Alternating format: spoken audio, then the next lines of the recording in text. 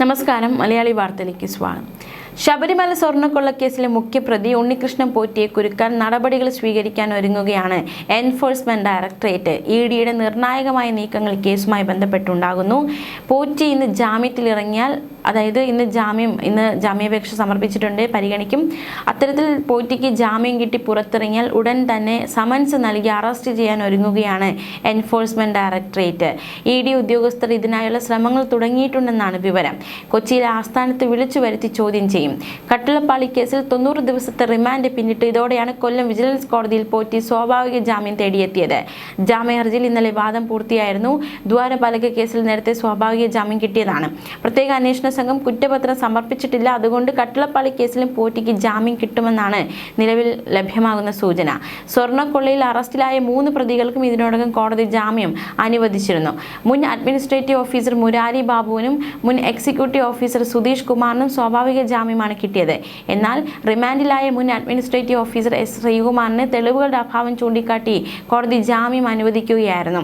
അതേസമയം ശബരിമല സ്വർണ്ണക്കൊള്ളയുമായി ബന്ധപ്പെട്ട് പ്രതികളുടെ അണിയറ ഇടപാടുകളെക്കുറിച്ച് ഇഡി അന്വേഷണം ശക്തമാക്കുകയാണ്. പ്രതികളുടെ രഹസ്യ സാമ്പത്തിക ഇടപാടുകൾ, ബന്ധങ്ങൾ തുടങ്ങിയവയെക്കുറിച്ചുള്ള വിവരങ്ങൾ ശേഖരിക്കുന്നുണ്ട്. മുരാരി ബാബുവിന് പിന്നാലെ കൂടുതൽ പേരെ ചോദ്യം ചെയ്യാനും നടപടികൾ തുടങ്ങിക്കഴിഞ്ഞു. അതേസമയം സ്വർണ്ണക്കൊള്ളയിലെ കള്ളപ്പണ ഇടപാട് കേന്ദ്രീകരിച്ചാണ് എൻഫോഴ്സ്മെന്റ് ഡയറക്ടറേറ്റ് അന്വേഷണം നടത്തുന്നത്. ജനുവരി 20-ന് തിരുവിതാംകൂർ ദേവസ്വം ബോർഡ് ആസ്ഥാനം ഉൾപ്പെടെ 21 കേന്ദ്രങ്ങളിൽ നടത്തിയ റെയ്ഡിൽ പിടിച്ചെടുത്ത രേഖകളും തെളിവുകളും സൂക്ഷ്മമായി വിലയിരുത്തുന്ന ദൗത്യം പൂർത്തിയായിട്ടില്ല. കിട്ടിയ രേഖകളുടെ ആധികാരികത, അനുബന്ധ വിവരങ്ങൾ, ഇവയുമായി ബന്ധമുള്ളവർ തുടങ്ങിയ വിവരങ്ങളാണ് പരിശോധിക്കുന്നത്. പ്രതികളുടെ 2019 മുതൽ 2025 വരെയുള്ള ഇടപാടുകൾ അന്വേഷിക്കുന്നതിനാൽ കൂടുതൽ സമയം വേണ്ടി വരുമെന്ന സൂചനയാണ് കിട്ടുന്നത്. അതേസമയം കഴിഞ്ഞ ദിവസം SIT അന്വേഷണത്തിൽ വിശ്വാസമുണ്ടെന്ന് ഹൈക്കോടതി വ്യക്തമാക്കിയിരുന്നു. പ്രതികൾക്ക് സ്വാഭാവിക ജാമ്യം കിട്ടിയതിൽ ആശങ്കയില്ലെന്നും സ്വാഭാവിക ജാമ്യം കിട്ടിയതുകൊണ്ട് കേസിൽ ഉൾപ്പെട്ടിട്ടുള്ള കുറ്റവാളികൾ ആരും രക്ഷപ്പെട്ടില്ലെന്നും കോടതി ഉറപ്പു പറഞ്ഞു. സ്വർണ്ണക്കൊള്ള കേസ് CBI അന്വേഷിക്കണമെന്നാവശ്യപ്പെട്ടുള്ള ഹർജികൾ പരിഗണിക്കുന്നതിനിടെയായിരുന്നു നിലവിലെ അന്വേഷണം ശരിയായ ദിശയിലാണെന്നും തങ്ങൾക്ക് വിശ്വാസമുണ്ടെന്നും ഹൈക്കോടതി വ്യക്തമാക്കിയത്. SIT അവരുടെ ജോലി കൃത്യമായി ചെയ്യുന്നുണ്ടെന്നും അന്വേഷണ ഉദ്യോഗസ്ഥരുടെ വിശ്വാസ്യത ഏറ്റവും മികച്ചതാണെന്നും കൊലപാതകം, മർദ്ദനം പോലെ വേഗത്തിൽ പൂർത്തിയാക്കാവുന്ന അന്വേഷണം അല്ല ഈ കേസിലേതെന്നും കോടതി വ്യക്തമാക്കി. അതിസങ്കീർണമായ, അസാധാരണമായ കേസാണ്. കൊള്ളയുടെ ഓരോ കണ്ണിയും കൂട്ടിച്ചേർക്കേണ്ടതുണ്ട്.